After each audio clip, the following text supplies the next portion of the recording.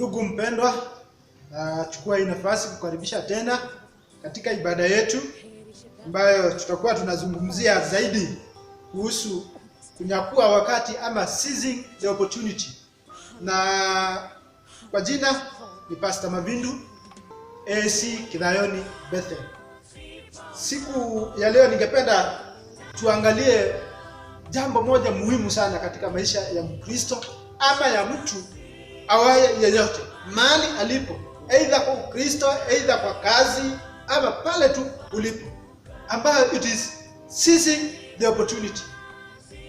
Seizing the opportunity, taking that chance, ama kuchukua ile nafasi baada ya kujiangalia, baada ya kufanya mambo na kuona vile maisha yako yamekuwa. Nina imani ya kwamba kama sisi wote, watu kadhaa ama wengi wetu tumeweza kuchukua hii nafasi, tumeweza kujiangalia, tumeweza kujianalyze na ukajipanga na ukajua mimi niko pande hii, mimi nimefikia hiki kiasi, kuna ule umbali ambao sijafikia. Lakini wale ambao kama kuna wale ambao wanaweza kuwa hawajapata hiyo nafasi, bado nasema jaribu ujiangalie, jaribu ufanye self evaluation, ujiangalie wewe na Mungu uko namna gani, how is your life.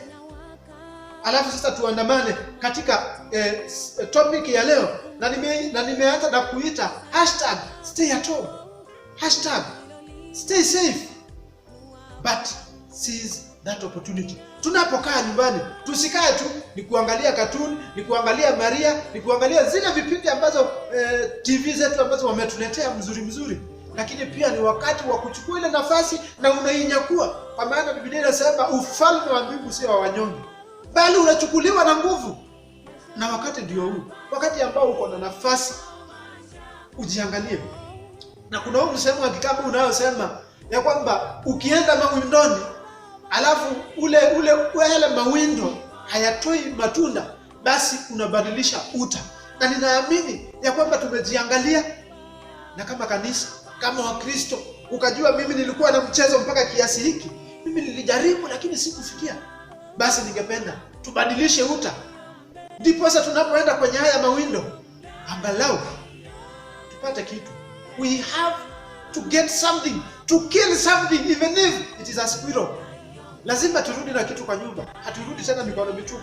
Na tunapo angalia hayo mambo, ningependa tusome katika kitabu cha Acts, Matendo ya Mitume, kifungu ni cha 12.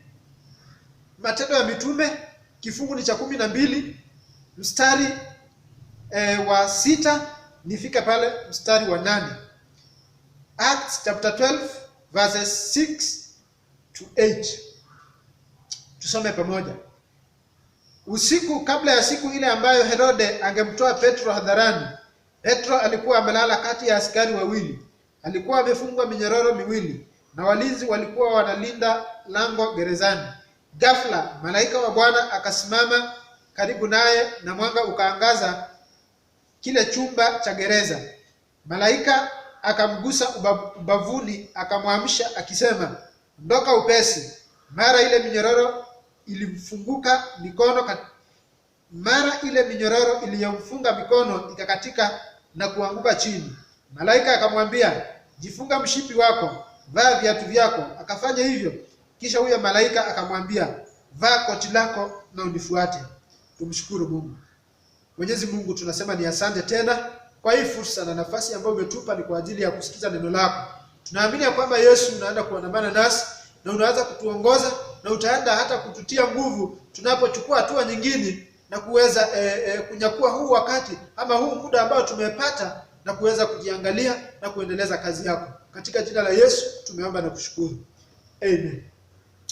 Kama vile ambapo tumesoma hapa, kanisa, ilikuwa ni wakati wa Pasaka.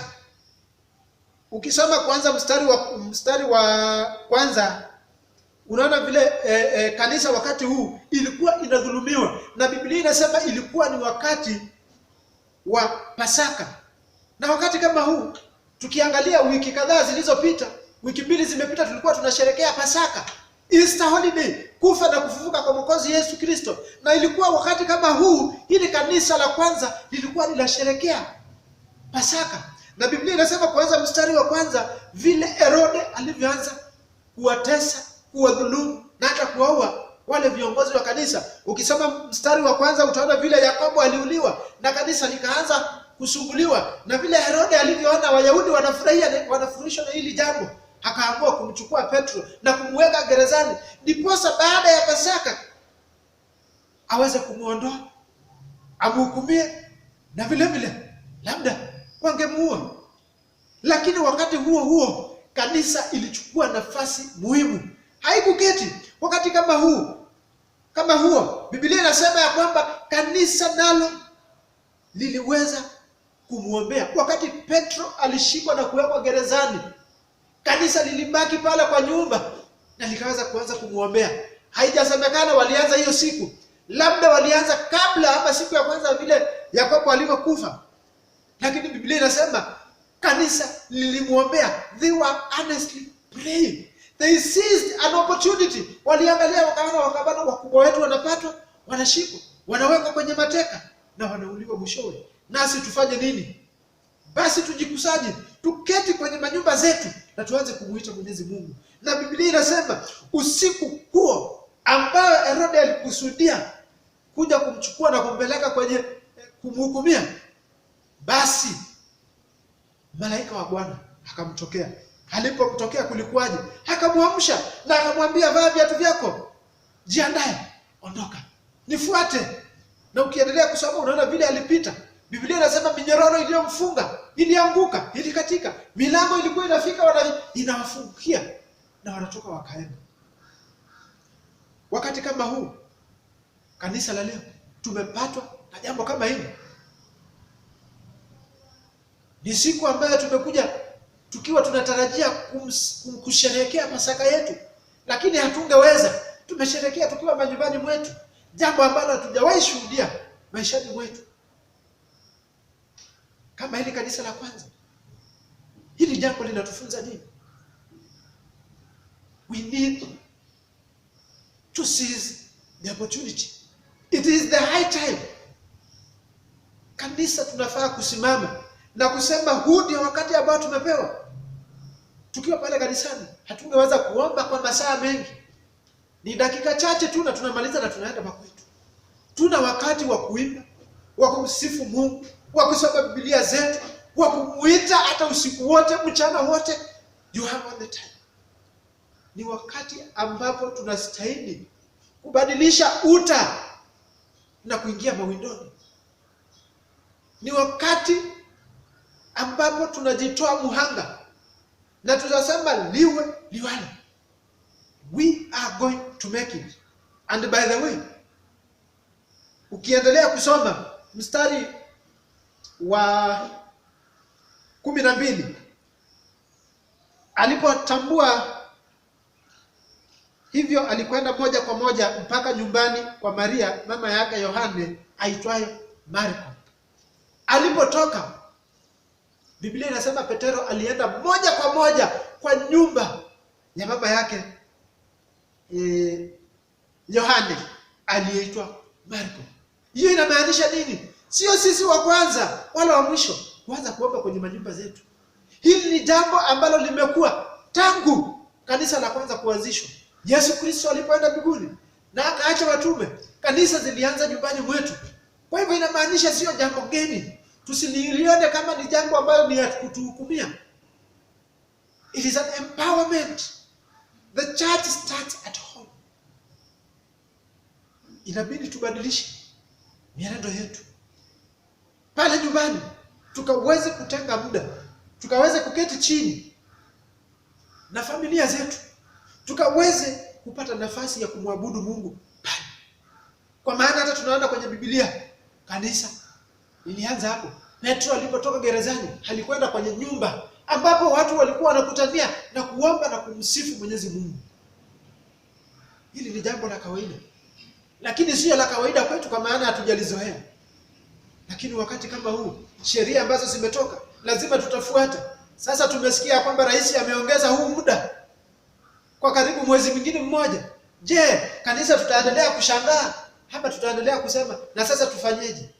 It is our time We seize that opportunity. Na tumshukuru kwa maana tumepewa nafasi ya kwamba ulikuwa unaenda kazi kutoka asubuhi mpaka usiku, unakuja kama umechoka. Sasa uko pale nyumbani. Chukua nafasi. Take time, 30 minutes, 1 hour if you can. Pray to God. Seize that opportunity.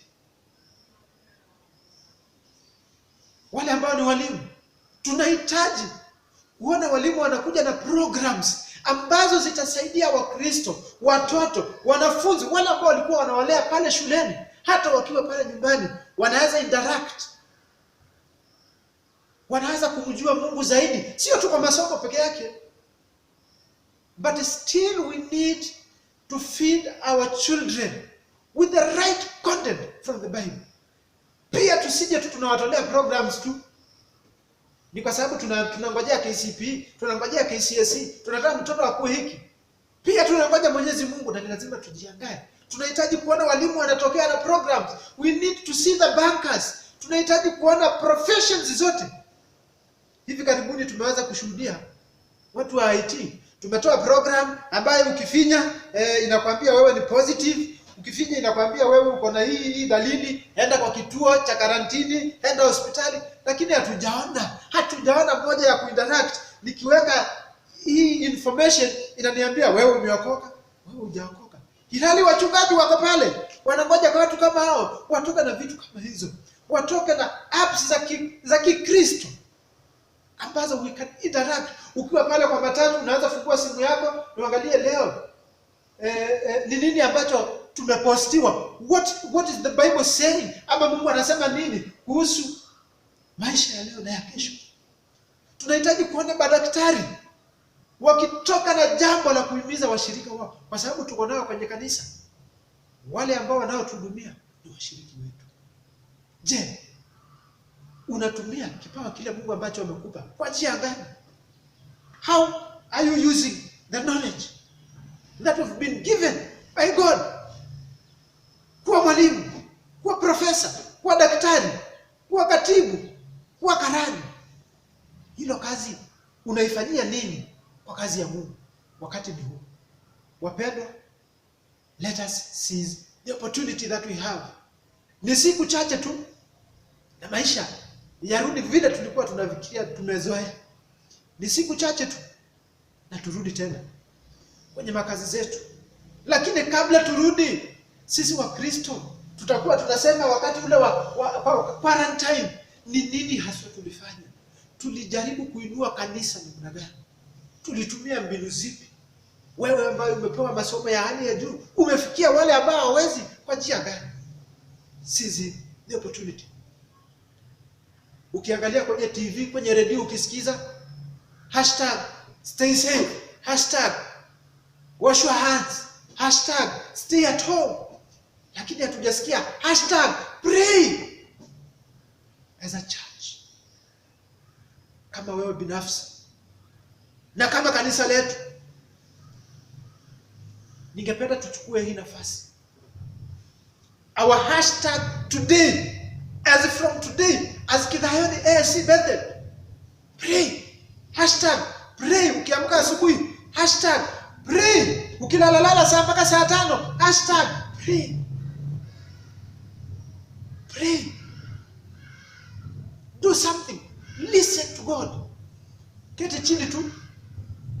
Angalia mtoto wako, muangalie vizuri anavyotembea, na mshukuru Mungu. #pray. It is very important as we stay home, we pray. We seize the opportunity. When the first church, kanisa la kwanza, liliponyakua ile nafasi na kuanza kuita Mungu, maajabu yalitokea. Petro alitolewa, kanisa lilipata ushindi. Siku ya leo tukiingia katika mioyo yetu na kumuita Mungu katika nyumbani mwetu, hatutajua hata siku ile tutarudi. Tunashangaa tu. Tutashangaa si vile rais amesimama atatangaza, na hivi karibuni makanisa yanaweza funguliwa. Tukiendelea shule zinafunguliwa and life goes back to normal. We have a part to play. Make sure you pray in the morning. Waislamu wanaomba mara 3, mara 4. Je, sisi kama Wakristo tunaomba siku ngapi? Once per week. #pray. #pray. #pray. #pray. May God bless you. Tumshukuru Mwenyezi Mungu. Baba, tunakuabudu, tunakupa sifa. Tunapojiweka mbele zako, tunaamini ya kwamba utaenda kutufikia. Na Mwenyezi Mungu utatukumbusha ya kwamba kama Wakristo, our hashtag kutoka leo itakuwa ni pray. #pray. May that be our commitment. Katika jina la Yesu tunaomba. Amen. Kwa wale ambao pia ni wageni katika hili platform letu, tuko na paybill ambapo tunatolea Mwenyezi Mungu sadaka zetu. Tunatuma tithe ukiwa mahali ambapo ulipo. Tunatuma shukrani zetu. Tunatuma our Christmas cards. Tunatuma pale 530 830 578 na pia utaiona pale chini kwenye skrini yako, itakuwa inapita. So ni uchukue hiyo nafasi, umshukuru Mungu. Umwambie Mungu, hata kwa ule muda ambao nimekaa hapa kwa nyumba na familia yangu, that is my thanksgiving. Kwa hiyo wiki yote hakuna mmoja ameambukizwa. Hilo ni jambo la kushukuru Mungu. 830 578.